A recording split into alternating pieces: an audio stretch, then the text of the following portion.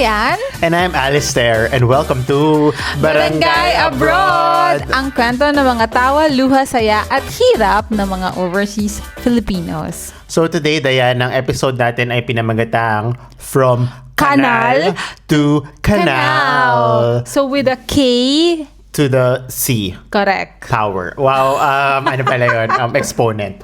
Pero anyway, so yung topic natin today ay nanggaling tayo sa Pilipinas kung saan maraming kanal. Correct. And tayo ay based na ngayon sa Netherlands kung saan maraming canal. Wow. Okay, so pag-uusapan natin yung parang mga tourism, ganyan, geography of our parang home country before na Philippines and now our second home, the Netherlands. Yes. Okay. But before that, Okay, so pag-usapan namin geography, ganyan, exploration. So sabi namin to Dayan and myself, parang what about i-test natin kung gaano tayo ka-knowledgeable? ano ba sa'yo? Tingin mo mas magaling ka sa Philippine geography or sa Netherlands?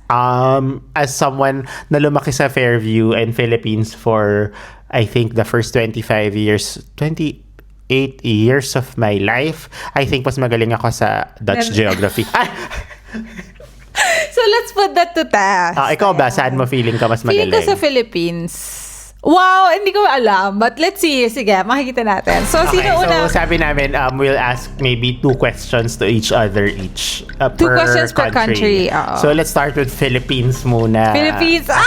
Wait, so ikaw magtatanong, tapos sasagutin ko, tapos ako, tapos ganon? Oo, pero parang Sige. Sinong gusto mauna? Ikaw na lang mauna. Sige, Tanongin mo sige. kasi nahihiya na ako. Teka hindi lang. pa. Okay, cue soundtrack.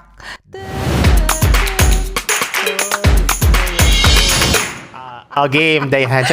Okay, so sa Netherlands, sige, Philippines muna tayo. Madali lang naman to kasi syempre di naman kami Tingnan natin. So, how many provinces or sige, regions does Philippines have? Wait, magkaiba yung region sa... Kasi ang region Kaya nga, is... or provinces, kung hindi mo alam yung provinces, regions na Region, lang. I think, is 16 or 17. Okay. And then provinces is 93.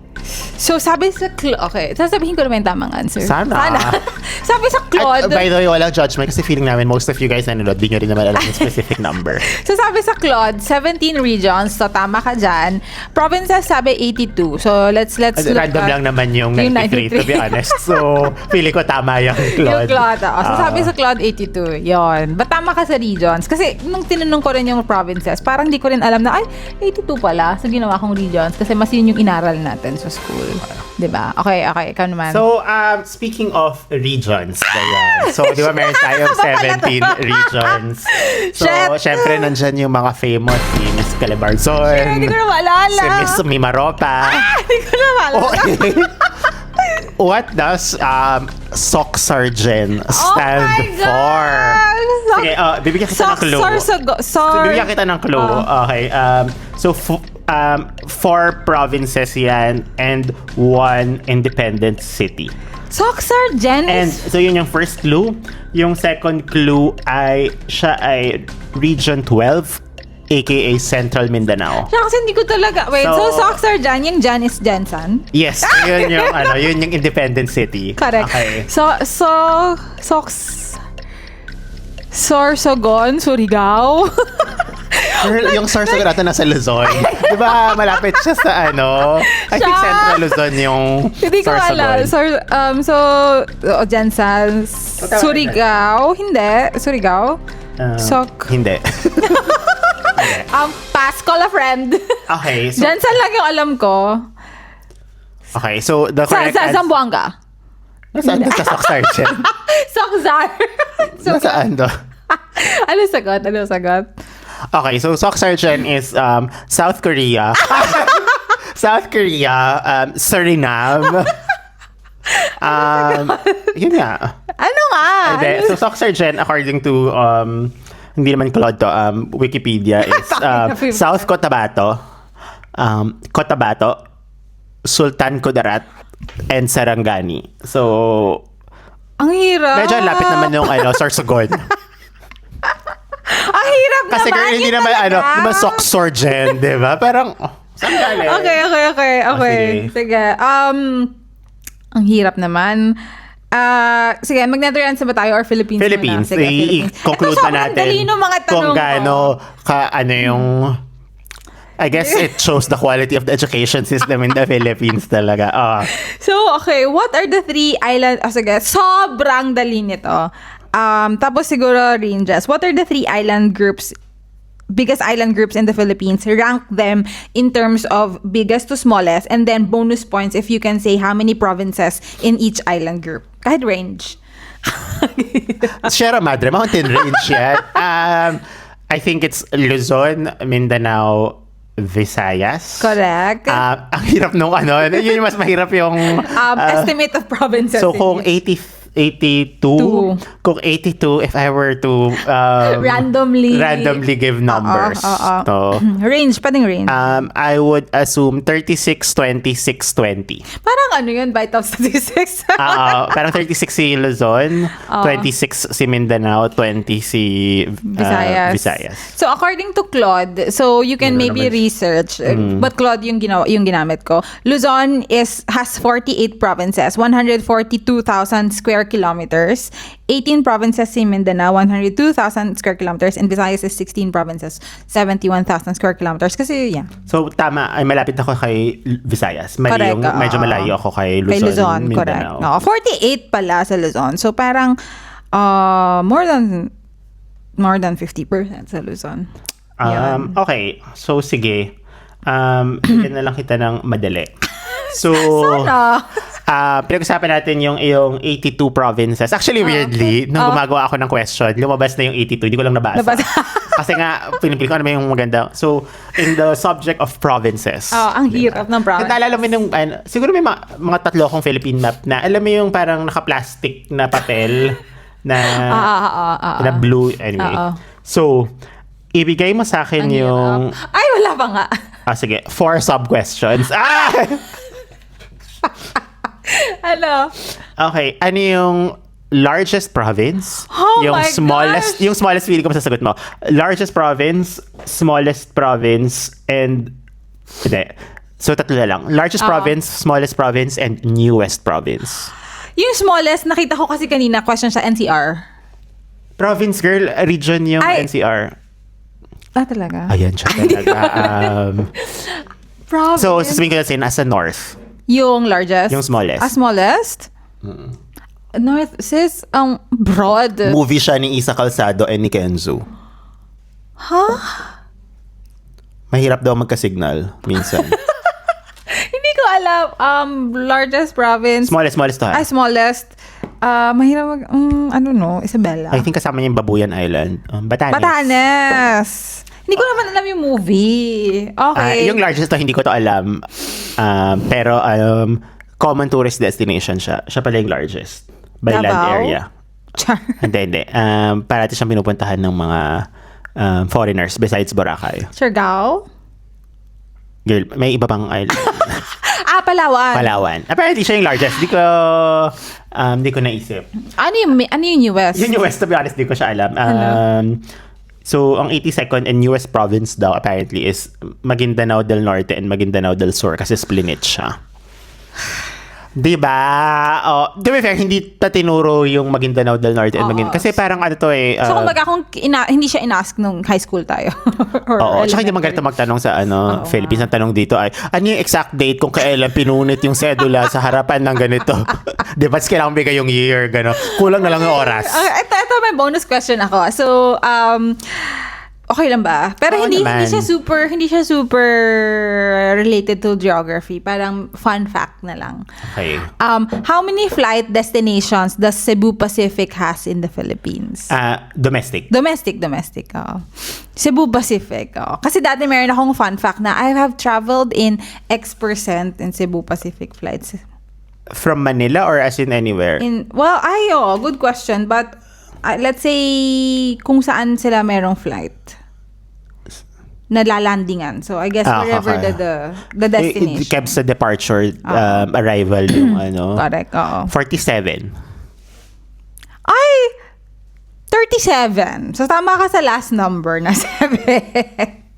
Pero silang prime number. So, Oo. So, meron daw 37 domestic destinations ng Cebu Pacific. Not to be fair, yeah. Sige, mamaya ako na i-deep dive. Okay. Yan! Sige, Dutch naman. So, in short, wala akong nakuhang full point. Parang half point lang. Ako din naman. Oo, okay. Go. Next. Diba? O, ikaw yung una. Ay, ako pala una. Okay. Ito, madali lang. The Netherlands shares land borders with 2 countries. Yung isang pinuntahan natin. What are they? So yung first ay Belgium kasi actually together kami ni Dayan. Correct. In-explore namin yung... So interestingly, may isang city dito na yung buong city para siyang nakahati by 2. Like may mga buildings na part Netherlands, part Belgium, which I guess is the first country. Na pwede kang mag-stand sa 2 countries places at once. So, ito yung, naalala nyo yung si Mandy Moore tsaka si Shane West sa Walk to Remember. Na parang, you're in 2 places at once. Ganon. We did that. And actually, to be honest, not just US, kasi sila sa US, diba? Ito countries talaga. 2 countries tsaka naluha ako. Na parang, I'll always remember. Wow. It was late afternoon. To be fair, it was late afternoon. It lasted forever but ended so soon. Diba? Parang we were all by ourselves staring up at the dark gray sky. I was changed. In places no one will find. Wow, ano pala, karaoke. So anyway, okay. Very clear, Miss Ano yung Dayan. isa? Germany. Correct. Germany kasi alam ko to kasi may mga Dutch people na mas mura yung grocery and gas sa Germany. So, minsan topic of conversation ng mga ibang tao na malapit sa border. Parang, magja-Germany kayo para mag-grocery or para magpagas. Correct. Talaga mawais na misis. Mahiya si Lumen sa ating mga Dutchies sa Netherlands. Okay, ano yung next? Okay, so ako naman ito. So guys, baka hindi to alam ng mga madlang people. And baka hindi ko rin alam. Pero yung Netherlands actually is comprised of 4 countries. 'Di ba? Parang Netherlands main. What are the other 3 countries na bumubuo sa Netherlands? Countries talaga? So officially 4 countries ang Netherlands. Wait lang babasahin ko yung exact question kasi baka mamali yung term ko tapos i-correct niyo ako. Which is okay lang naman, di naman ako binabayaran. So alam ko meron siyang Caribbean Islands. Yep. Yung 3 yon, isa lang yon yung count? Hindi, actually. Yun yung buo? Yun yung... So Bonaire? Tama ba? Sige, sabihin ko na yung correct answer, guys, kasi baka bukas tayo matapos. So, Netherlands. Netherlands, yung Netherlands na mainland. Yung mainland. And then, Aruba. Talaga? Curaçao. And Saint Martin, which is Saint Martin. So, si Bonaire is a special municipality, pero hindi siya constituent country. So, sinatawag nila parang the Dutch Caribbean, yung Aruba, Bonaire, Curaçao. Alam mo, meron akong question dito na iba yung sagot sa Caribbean Islands. What do you mean? So, hindi. So, ang Dutch Caribbean is ABC, di ba? Aruba, Bonaire, Curaçao. Pero Aruba and Curaçao lang officially ang country. And ang hirap naman nung tanong. Parang... Actually, pumasa siya. So, actually, dual citizen na si Dayan and party yan ng reviewer. So, actually, dapat ni-review mo yan in the last 1 year. So, ang hirap. Okay, sige. Pero yun, so para sa mga fan ng Beach Boys ba? Aruba. Di ba may kantang Aruba, Jamaica, come on pretty mama. Ano yun? Aruba na yung sex? Aruba, Curaçao, and Saint Martin. Curaçao and Saint Martin. Okay. Pero yung Dutch Caribbean normally is ABC yung tinatawag nila, the ABC. Kasama si Miss Bonaire. Ay, kasama yun sa Miss Universe, si Miss Bonaire. So, yung question ko kasi is about that. Parang, the Netherlands has a European territory but also has Caribbean islands that are part of the country. Can you name the 3 Caribbean islands that are officially Dutch municipalities? And I guess baka nakita mo siya nung ano ka. Ano so, yun yung question mo? Oo. Ano yung question? Ano yung 3 Caribbean islands that are officially Dutch municipalities? So, sinabi ko yung Bonaire. isa. Oo. Eto hindi ko alam, by the way. Bonaire. Saba and Saint Eustatius? Yun. Yeah. Yeah. I know. Yeah. I know. Okay, yung last question ko sa'yo, Diane. So, you've been living in the Netherlands for 6 years now? Close Mag-6. to 6 Close to years. 6. What does the Netherlands mean? Lowlands. Tara yun. So, tama naman. So, lowland. So, yun, diba? Pero, I guess, ang daming tao na parang, anong Netherlands? Ganon. Yun. So, bakit lowlands? Kasi below sea level. O, hindi yan, Siya. 20% lang ata yung below sea level. May Pero- part na below sea level. Oh, kasi nireclaim lang nila yung land from the water. In fact, isa siya sa mga, I don't know if siya lang or isa sa mga country na instead na lumulubog yung parang nag-disappear yung land, si Netherlands nagdadagdag. Nag-reclaim. Nag-reclaim. Okay, ang dami naming pakulo. Sana may natutunan ka. Oo, so point lang nito ay Wala kami masyadong, at least ako, wala akong masyadong alam sa geography. Ikaw ba, Diane, maybe let's go to the To the main point. main point. So before, di ka naman a broader, you're a local girl from Correct. Isabela. Oo. Kaya mo na-explore yung Philippines? How would you say? So Kanina, kaya ako tinanong, to answer first, para hindi ako magsabi ng kung ano-ano na naman without answering. I think I explored it as much as I wanted to. Kasi, from Isabela nga ako before. So, yung mga nearby provinces sa Isabela before, sa north siya ng Philippines, northeast, napupuntahan ko siya. Tapos, so yung mga Ilocos, Baguio, Pagudpud, yung mga ganong area, I visited them before. And then also, na-assign ako sa Dagupan. So, kasi sales yung role ko. And yung role ko before was visiting or managing a supermarket and visiting the branches of that supermarket. So, all over, all over Luzon din, which was, I think I was also blessed the free travel na you can go to La Union, to ganyan. alam ba yun na employer Tapos, mo na nag-free oo. travel ka to La Union? And then, syempre, Nagsasurfing ka lang? syempre may branch yung doon, yung Okay. tawag dito, supermarket. And yung best for me was yung role ko was handling parang head office of yung mga hindi ko masabi kung ano nga ba yung name nung basta parang yung mga supermarkets, yung major supermarkets sa Philippines, and yon whole Philippines. So merong a year or 2 years yata na yung ginagawa ko is training salesmen all over the Philippines. So super fun yun kasi So, walang babae. salesmen and women. Sabi siya, no? But to be fair, mostly guys dun. Yung mga sales folks nila. But, so nakapunta ka ng Davao, ng ng Bacolod. So, yon parang Luzon, Visayas, Mindanao, napuntahan ko. Tarlac, Baguio, Laguna, Cavite, even yung island, Mindoro, yung mga ganyan. So, it was really fun for me. And I think, because of that job, mas naengganyo ako to go and visit different places in the Philippines. How about ikaw? Before that, sige, sagutin ko muna. Ako naman, not as much as I wanted to be honest. And mas nag-increase yung desire ko actually nung nag-move na ako abroad. Parang yung normal na kanta ni Janet Jackson tsaka ni Joni Mitchell na don't it always seem to go that you don't know what you got till it's gone. Okay. Big Yellow Taxi. Hindi ko alam. So, anyway, yun, parang feeling ko naman marami ako nakita. Pero kanina nag-quiz tayo. Like, ako, hindi pa ako nakapag-Batanes. Gusto ko mag-Batanes. For example, hindi pa ako nakapag-Sagada. Talaga?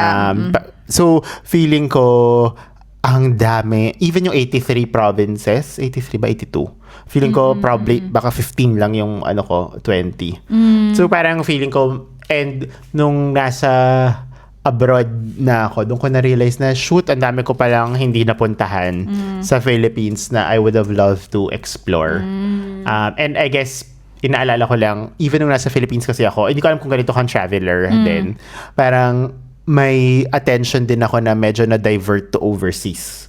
parang instead of exploring the Philippines before, Parang mas eager ka to explore parang overseas. kumbaga may at least one trip a year ako trinay ko na parang okay, first year okay mag-Dubai, first UAE. Yeah. Tapos next year, okay, what about do Korea?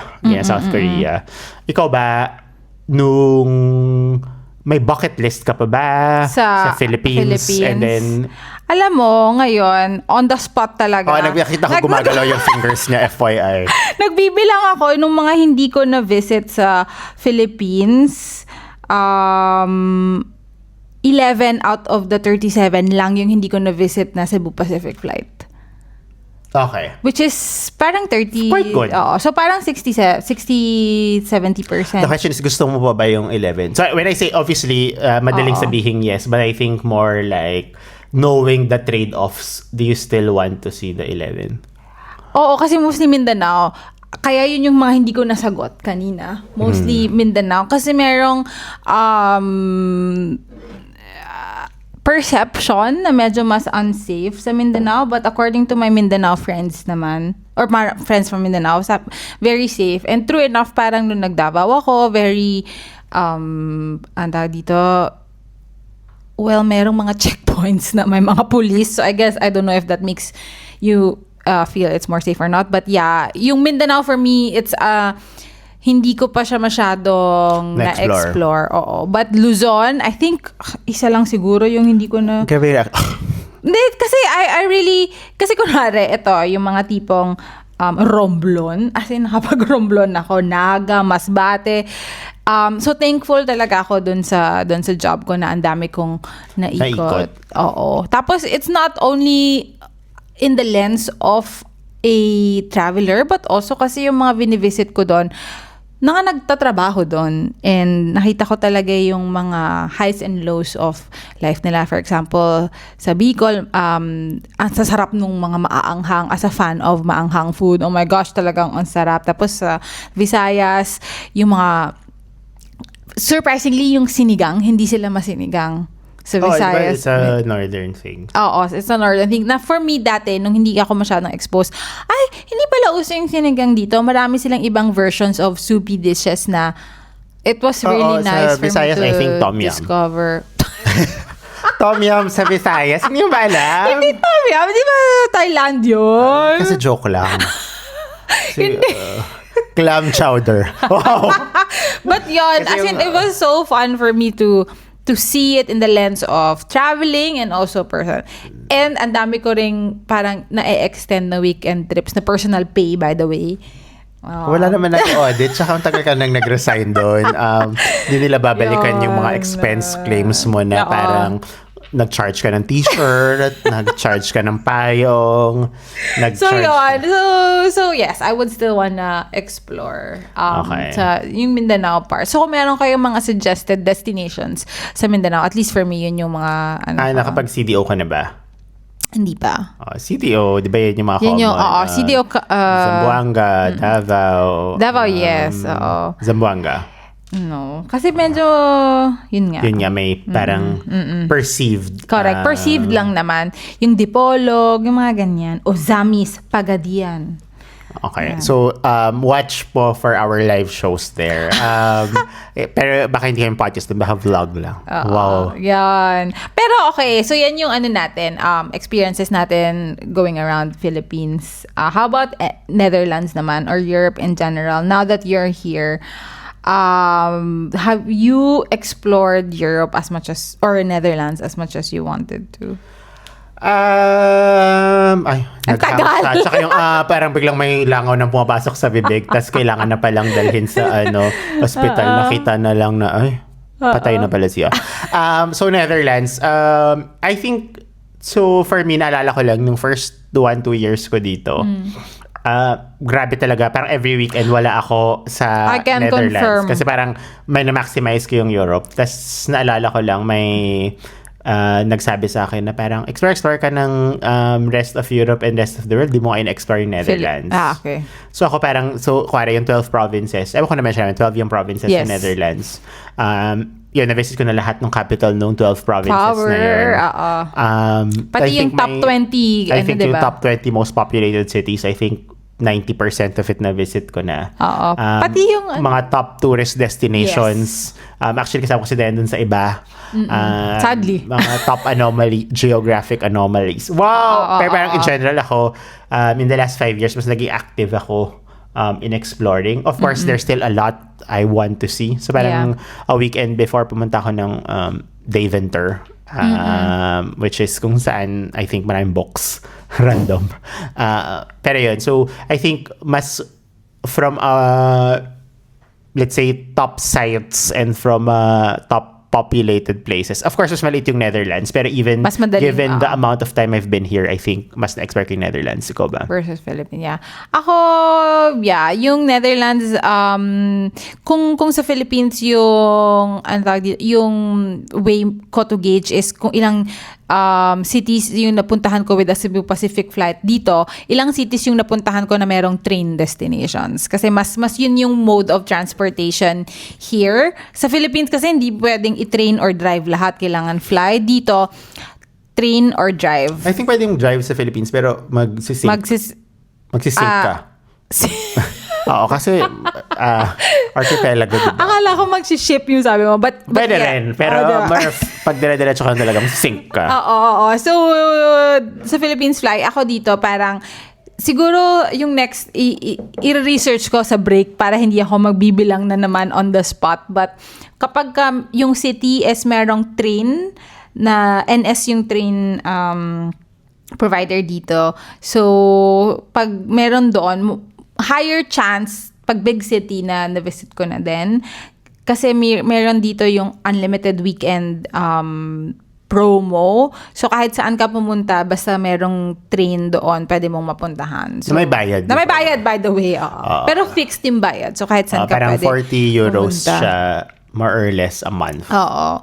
So yun. And then, yun yung within the Netherlands. Parang hindi ko naman goal i-visit lahat ng city kahit na hindi siya tourist destination. Parang for me, I'm happy enough with the ones that I already visited. So may bucket list ka pa ba sa Netherlands? Sa Netherlands, parang wala masyado. Siguro yung na lang, yung mga local festivals, mas yun yung Yes. attendan. Oo. Kasi kunwari sa south of Netherlands, maano sila ano ba tawag doon? Yung carnival. Well, meron din dito sa Rotterdam. South, talaga? Pero iba yung sinasabi mo is yung nakasync sa calendar ng Brazil, which is sa Brabant. Oo. So, yung mga ganon, hindi ko masyado pang na-attendan. Tapos saan ba yun? Yung parang merong cheese. Gouda. Hindi Gouda. Isa pa. Basta mayroong mga iba Sa na... Switzerland? Hindi, may mga cheese events. Cheese events. Ganon. So, yung mga... Mas dun ako interested as of the moment.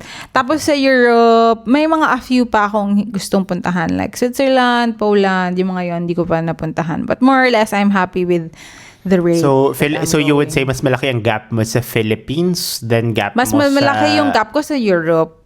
mas malaking gap mo sa Europe. Oo. Sa Europe and... Pero I mean, kung Philippines versus Netherlands lang, parang feeling mo done ka na more or less sa Netherlands. Oo. Sa Philippines, oo. Mas gusto ko pang i-explore more yung...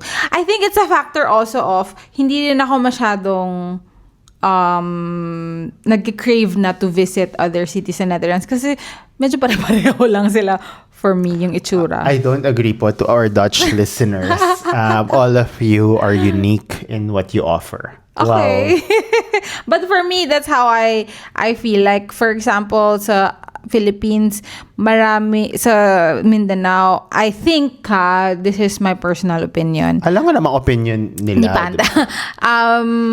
Si Panda pa buhay pa. Parang, for me, mas diverse yung mountains. Mas diverse yung nature. Nature, yung waterfalls, maraming waterfalls, beaches, etc. Which interests me. Versus sa Netherlands Cities. na yung landscape, I would say more or less the same. Wala masyadong mountain, but the cities and the stories in those cities are unique, but I'm just attracted to explore more nature. Okay. Yun. Good job. Good job. Props to you. So maybe let's take a break muna, Yes. Diane, and we will be right back.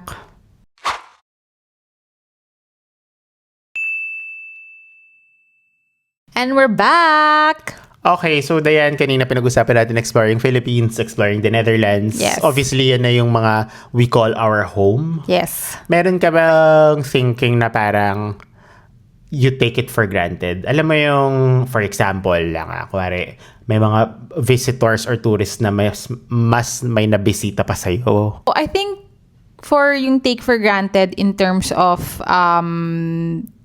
visiting a place, yung take for granted medyo common siya kasi parang in my head, dito naman ako nakatira. So okay lang i-delay. But also, I don't wanna pressure myself to visit places na parang checklist lang. Kasi nagganon na ako actually nung pagdating ko sa Europe, parang dapat 5 countries a year yung ma-visit ko or parang dapat ganito. So parang napagod ako personally. And parang yung motto or yung parang way of thinking ko na now is I will travel for the sake of enjoying it. And if by enjoying it, it would mean taking my time or not pressuring myself to travel immediately now in a specific timeline, then I would rather have that than have like a checklist na, okay, dapat, kasi trinay ko na yon and napagod talaga ako.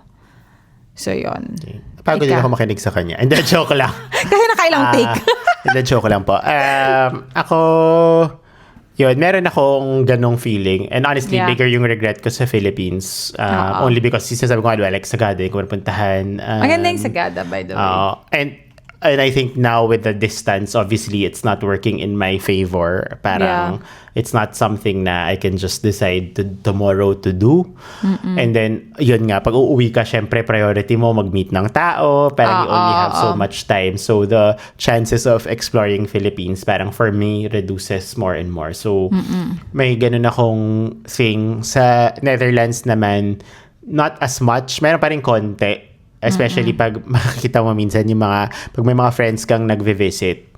Mas feel ko to sa Pilipinas pero mas na-feel ko rin siya minsan dito. Yung parang may mga places sila na parang napuntahan na hindi mo napuntahan. Oo, na pag nag-visit na tourist. I guess kasi nga parang okay, ito na ba yung time, to Diane's point. Feeling ko very common naman na you always parang think you have more time, 'di ba? Pero paano kung gets nyo na yun.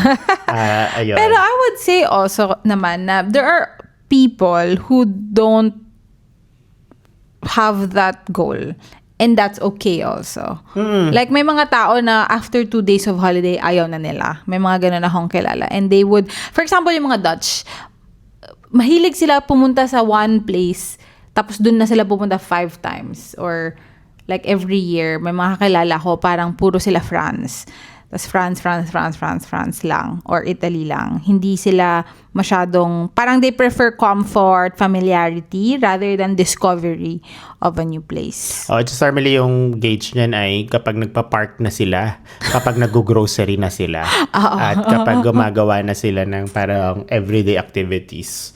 Like getting a haircut in that specific place. Ang point ko lang ay parang namamahay. I guess yung approach. Kasi may mga ganong people na, kasi yung question is more like in terms of discovering more, seeing more, etc.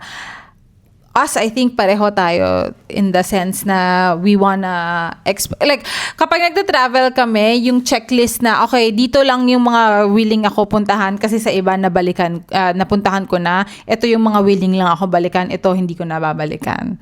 May mga ganun tayo. Ikaw lang. Oh, excuse me, ikaw nga. Actually, pag nagta-travel tayo, ang hirap sa'yo kasi, napuntahan na niya to. Hindi, pero willing napuntahan naman akong na bumalik. Willing akong bumalik, guys. Parang, pagka magta-travel kami with the other friend of the pod, parang si Alistair yung magbibigay ng list. Or magbibigay ako ng list, tapos i-cross out na ni Alistair yung mga napuntahan niya, which is marami. So, hindi na namin pupuntahan. Guys, life is not a checklist naman. Pero I will give an unpopular opinion. Which is ako naman, I agree, parang you do you, diba? Parang correct. If you don't want to see everything, it's also fine. I think lang, minsan we throw out the statement na I've seen everything. Or I've explored everything or a majority of it, feeling ko that's also not sometimes honest. Diba? Parang if you have to be honest, for example, the Netherlands has 342 municipalities. Gusto mo puntahan lahat? Gusto mo puntahan lahat actually. Ako ayoko You can puntahan lahat. argue na in some ways they're all the same, in some ways there's not as interesting things in others. That's fine. Pero that's also the way a lot of other people live, and you just have to accept na you also didn't see that. Diba? The average day of someone who lives outside of the city center, for example. And that's okay ha. Sasabi ko Yeah. lang na for me, it's just, for me, you also have to be honest and intentional about what you want to achieve. Yeah, ako I'm a fan of defining first like what success looks like. Success Correct. talaga. Yeah. Parang what success looks like for you. Kasi for me before, 5 countries a year. In to explore 5 new countries a year in Europe. And si Alistair parang 20 cities. Hindi, sabi mo 20 cities. May year. Iba-iba yung targets ko per year. May mga targets siya and may targets din ako. And I don't know kung like lahat ganon. Pwede namang ang target mo ay enjoy life. Pwede Kasi rin ako, naman ganon. I'm a fan of Taylor Swift and Madonna. So, Speaking of fans, okay. so yun, parang define what success looks like for you, what you want to achieve, and then be intentional in Or don't achieving define, that. diba? Pwede naman nga yung definition is enjoy life. Ayun niya rin mag-define. We live in a postmodern world na parang people don't want to be constrained by definition. Okay, so but for me, I define it and then and then as long as it matches, like what I do matches my goal or my definition, then I'm happy. Kasi right now, ang definition ko na lang is to decompress and relax in every travel. And if that means going back to the same place again, then that's fine. Okay. Sorry, naalala ko sa term na decompress. Parang, Bakit? Anyway. Sabihin mo, ikakat ko na lang pagkapangit. I love it. Hindi lang siya yung term, parang in my head, distress yung naisip kong words. Parang inisip ko, alam mo yung compression na, alam kong mali rin to. Parang ang pumasok sa akin is yung ice pack, parang compress. Anyway, walang kwentang comments as usual, guys.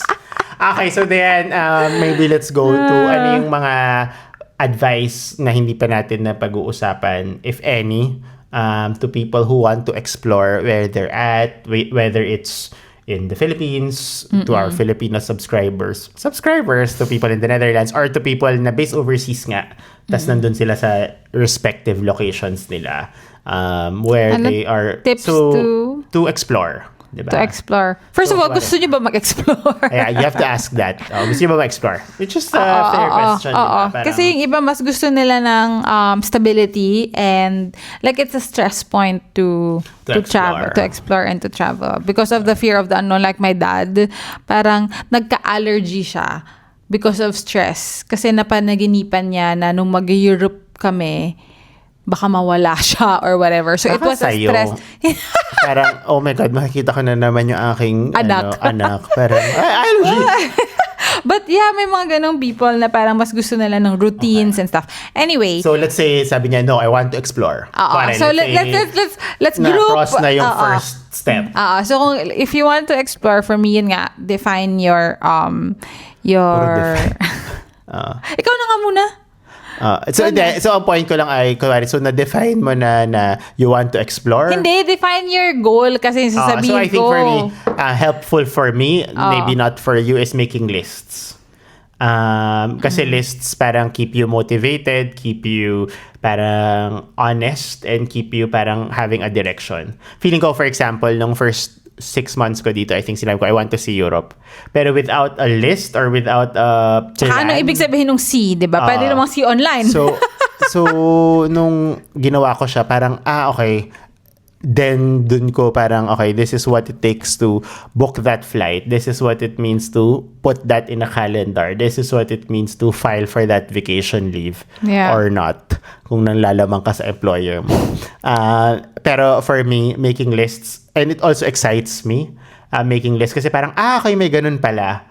Okay, meron pa pala akong hindi nakikita in Europe, for example, or in the Netherlands. Yeah. So, not even making lists, parang finding lists that excite you. Correct. Kuwari, mahilig ako dun sa mga parang 20 museums to explore in the Netherlands. Parang 15 top tourist destinations to see. Or kung ayaw nyo kasi snob kayo, 15 Underrated. underrated. Off the grid? Off the beaten path. 15 non-tourist traps, ganon. Pero the point is, sobrang dami ng listahan sa parang online, di ba? Kahit si Claude or si Google, kaya mo na ipa-generate ng lists. So for me, making or looking at lists is really exciting. Kita nyo naman, actually if i-zoom nyo itong map, may mga small pins kayong makikita dito na ito na yung mga kumbaga ito yung list ni Alice. Which is totoo. Ito yung list ni Alistair. May 2,500 pins estimated. So yung goal ko is to visit all 2,500 of those destinations. Oo, so kumbaga ito yung list niya. Tapos ito mga kunwari yan yung mga na-visit na niya. So kapag may mga golden pins, hindi masyado makita. hindi kita paggabi, may special lighting pa yan. Ito legit, di ba may ilaw to sa taas? Correct. Yung pins. Oo. So makikita natin yung sa may dito China, Russia. Iran, Afghanistan, medyo wala ha. Yep. Oo. Pero dito sa Europe, ang dami. Pati sa LATAM, kasi nag 6 weeks siya dyan. So yan yung Correct. kanyang list. Okay, so ako naman, tama yung making lists or spending time to... So for me, double click ko yung spending time on knowing what you want or what you want to see. Kasi parang for me, going to a place or checking that checklist, so to speak, like the anticipation of finding out what you want to do and preparing for the trip excites me also. Parang nasa spread out yung saya of traveling or discovering new places if I research about it and then finally okay na you see it in person, parang mas fun siya for me. So yun, double clicking on doing your research or looking for things to do, ganyan. And then also not being pressured, kasi ako honestly there was a time kasi ang dami kong list na pressure talaga ako to the point na it was really tiring for me. Especially last year, ang dami kong travel last year na napagod talaga ako. So right now, my theme is Kalma lang. Kalma lang. Oo, parang priority yung enjoyment rather than the goal of checking a checklist. Kasi I guess my checklist changed, which is kalma. Pwede namang One kalma lang. checklist. Hindi, I mean, pwede naman checklist na kalma. Oo. Ako, intense talaga. Hindi naman kailangan yung checklist. Parang, Hindi ko may negative connotation kasi yung checklist when in reality it's just a way to organize your thoughts and to organize what is important for you. Yeah. Feeling ko, if i-construct mo talaga yung checklist like very rigid and very time-bound, then that's less because of the list but more because of what is your relationship with the list. So kaya Diba? yung first advice ko kanina talaga is number 1, defining your list or defining how fun looks like in terms of exploring and traveling Specifically places. yung home countries natin. If it's still something that excites you. Oo, kasi mamaya mas gusto mo mag-chill, which is okay lang. So that's number 1, yung list and defining how you want to explore. Number 2 would be for me doing the research, kasi the research and discovering where to visit is as exciting as visiting it also. And then I would say number 3 would be like yung resources. And resources, not just money, but time also and energy for me is equally important. So determining, like really allotting kung gusto mo talaga, like allotting time, allotting money to explore the place, and allotting energy. Kasi the least that you want is to go there after a very tiring work weekend para lang ma-explore. So for me, resource check is important also. Ikaw, Okay. ano pa? Meron pa ba? I think for me, di ba, parang exploring Philippines or exploring Netherlands or wherever you're based, I think for me to also make it exciting, for me iba rin yung perspective na kapag may visitor or if you're with Ay, correct. someone. So Oo, parang oo. mixing that activity with either people who are visiting or with friends parang adds flavor. So it could be a place you've been to before, but seeing it from the lens of someone else or Yeah. having someone else with you also changes that experience. Sometimes if I can, when either a visit to the Philippines or having a visitor here, a place na we both have not been to, which is yung sabi ni Diane kanina, Yeah. if it could benefit you both from it's something new for you, Yeah. that's also helpful. Yeah. And yun nga, parang the experiences within a place parang varies, diba? It could be Yeah. a festival now that Yes. doesn't always happen. Yeah. It could be a museum that just opened or something you both haven't seen. Yeah. So yun pa yung I think helpful to not just mix the places and experiences but also mix the people. Correct. People, Diba? yeah. Kasi People, to your point, limited time ka din eh. So it also helps na, kuwari, family bonding nyo. Ang Correct. family bonding natin ay pumunta to this province this time. Yeah. And, I don't know, see with the kids or something. Tsaka it's also nice to meet a local talaga in that. Siyempre, hindi naman sa lahat. Pero it would also be nice to learn the place in the lens of a local. So, kunwari, I really enjoy kunwari, nung nagpunta kami sa isang province dito, tapos may na-meet kaming pub owner. Like, nakausap namin yung owner nung pub na pinuntahan namin in that city. So, it's nice alam mo to namang talk to them. pipe yung pub owner, nag-order ka ng beer. Pero kasi yung iba, 'di ba, yung hindi sila masyadong kumakausap. Pero yung mga nice na, especially yung mga matatanda, like yung mga retirees na wala na sila masyadong ginagawa, but to really engage with people. Parang sila yung mas open, and I also like the wisdom that they're saying na okay, dati nung nag-fight siya sa war, yung mga ganong stories, I really like it. It adds flavor to discovering a place. Okay, so anything else to add, Miss Diane? Yun na. Okay, so... Take pictures. Ha? Take pictures para maalala nyo. Take pictures, correct. Oo. Yeah, and Diane, what is our call to That's action to our it. listeners, Yun. subscribers, ka-brothers? Yeah, so mga ka-brothers, hope you liked it. If you're visiting Netherlands, hit us Hit us up with 300 euros.